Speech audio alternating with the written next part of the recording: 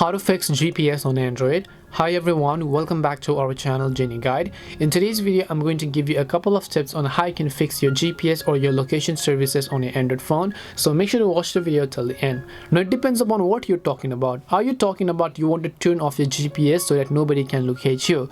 Or are you talking about you want to allow some specific files to access your GPS or your location in order for the application to run more smoothly? What are you really talking about and what do you really want to fix? Whatever your question may be, I'm going to give you a couple of ideas on how you can do what you really want. So first of all, in order to find the location settings, just scroll down your control panel. On most of the Android phones, you might have already seen the location icon over here.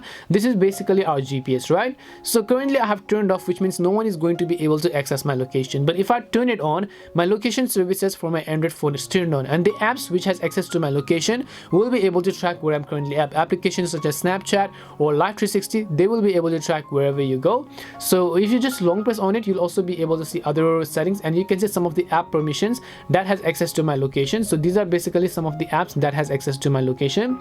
If I don't want a specific app such as TikTok to have my location, I'll just select don't allow over here, and then that would basically do the job for me. The other is, if I just come back over here and you can see recent access and you can see location services, you can see which of the location services it's turned on. If you want to turn it on, you can do that, or if you want to turn it off, you can absolutely do that as well.